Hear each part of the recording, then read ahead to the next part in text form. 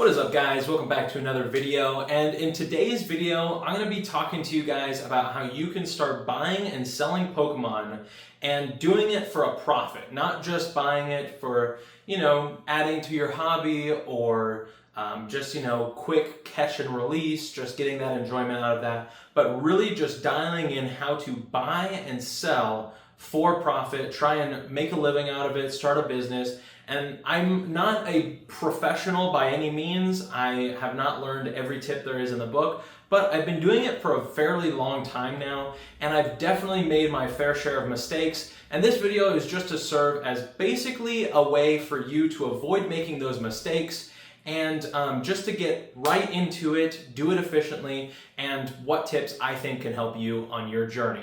Before we hop into it, I did want to let you guys know that we do have a giveaway running right now for the month of May for this awesome Alakazam EX box. If you want to be entered to win that, all you got to do is make sure to like the video, subscribe to the channel because I'll only be picking subscribers, and then of course make sure to comment down below what you thought about this video, or maybe just say, hey, I want to win that Alakazam EX box, free Pokemon cards, right? Also, I did want to let you guys know that I am always buying collections. Feel free to contact me on Instagram or hit me up on my email. All the information is down in the link below. We offer extremely fair and fast prices. I'll give you a free quote as soon as you hit us up with your list or photos of what cards you want to sell.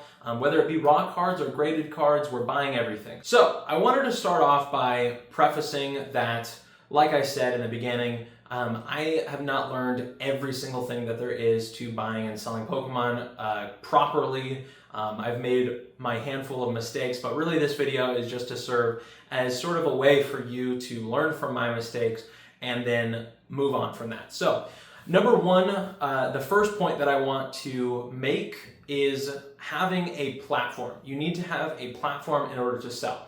And that does not necessarily have to be social media, although that is a very common one that a lot of people utilize. That's why I'm trying to grow a YouTube channel. That's why I'm trying to grow my Instagram.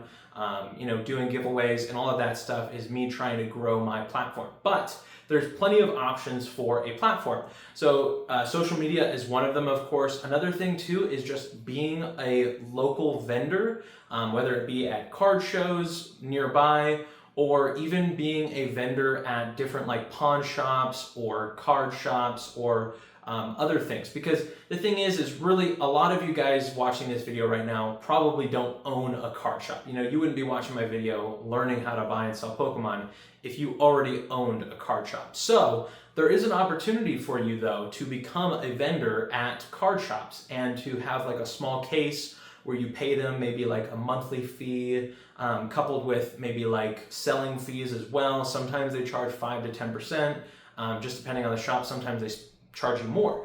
But that's the second option for having a platform to sell. And then of course, obviously you can go to card shows, not just being a vendor locally, but you can actually go to card shows in different states. You can travel, but that one's not really as accessible and easy, which ultimately I think the fourth platform where you're gonna have the easiest time getting started is going to be eBay.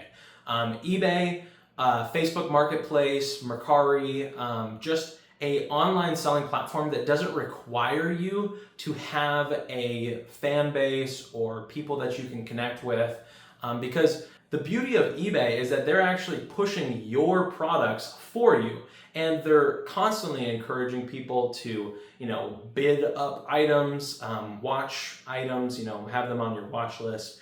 And I think that eBay is just really easy to get started with. That's how I started. That's what I'm still selling a ton of my cards and sealed boxes and graded cards on. And even though the fees are pretty rough, it works out to about 13.5% to 15% when you couple the fact that you're also paying taxes at the end of the year on some of those purchases. And even though eBay is kind of expensive with fees, it's just really great to kind of get your feet into the water and just get started with selling. So those four options make up tip number one, which is having a platform. So tip number two is going to be having time.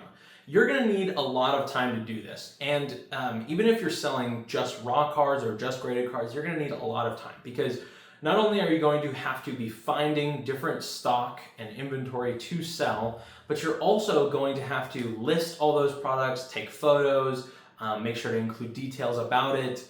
Conditions is also another thing that's huge with raw cards. You know, people are going to want you to kind of tell them the condition because it's hard to tell on camera. So if there's a card that's near mint or if it's lightly played, you're going to need to learn how to grade cards and tell the conditions of those cards. So time is going to be of the essence. It's going to take a lot of time. So you're really going to want at least 20 hours a week, I would say personally, to dedicate yourself to buying and selling, because you really never know when there's going to be a buying opportunity or a selling opportunity. And time is going to make up tip number 2. This brings us to tip number 3, which is going to be money. You're going to need money, okay? Because if you are just starting out and you have no Pokemon cards, like let's say you're just watching this video and you don't have any Pokemon cards, but you want to get into it, you're going to need some capital in order to invest in your inventory and stock and all of that stuff. And I plan on making videos in the future of this channel that talk about how you can more wisely spend your money, even if it's just for collecting or investing, or if you're looking to buy and sell. So definitely make sure to subscribe to the channel and look out for future videos like that and others, because I have a ton of informational videos that I want to put out into the future. But anyways, shameless plug there. But you are going to need capital, and whether you're buying sealed cards or raw cards, or grading, it's going to take a lot of money, so make sure to have some money in the start. It depends on how big you want to go. If you want to go like a full-on business, or if you just want to do a little bit of buying and selling, it depends. You could say, hey, I want to invest 1,000, or you could say, I want to start off with 10,000. It differs for everyone, and the beauty of Pokemon is how far you want to get into it. Is completely up to you. And if you want to buy a ton of inventory at the start, it may not be the best decision to go all in the very beginning, just because realistically you're going to make mistakes. Even if you're watching a bunch of tip videos and just trying to make your best educated decisions about purchases and selling things, you're going to make mistakes. So start off slow, ease your way into it, but no matter what, you are going to need money, which is tip number 3. Tip number 4, which I think is the most important tip on this list, is going to be knowing when to sell. Because there are going to be times when you make a purchase and it just is not going the way you thought it was. You might have just bought in a little bit too early, you might have bought in a little bit too late. Whatever it may be, you're going to need to learn when to sell. And there have been instances personally where I have held on to a card so long because I paid too much for it, and I just thought, oh, it's got to go up eventually. It's got to get back to the price that it was. And ultimately, that just does not happen with every card. There's plenty of cards where there's just such a high population or there's no demand for it anymore. And, I'd like to hold out hope and think that maybe it would eventually go back up, but there is just going to be times where it's better to just cut your losses and try and get some of your capital back from those poor decisions and those poor purchases, and use that to buy into other things that are actually going to benefit you, and they're going to prove more profitable than that one card that is still just sitting there at a lesser value than you paid for it, or it's just sitting there and it's slowly decreasing in value and depreciating in value. So learning when to sell, cut your losses from a bad purchase or a bad decision, whether it be a collection or a sealed box or whatever it is, just learning when to sell is my tip number 4, and I think that that's the most valuable for helping you to buy and sell Pokemon. So guys, that's going to wrap up today's video. Thank you for sticking with me to the end.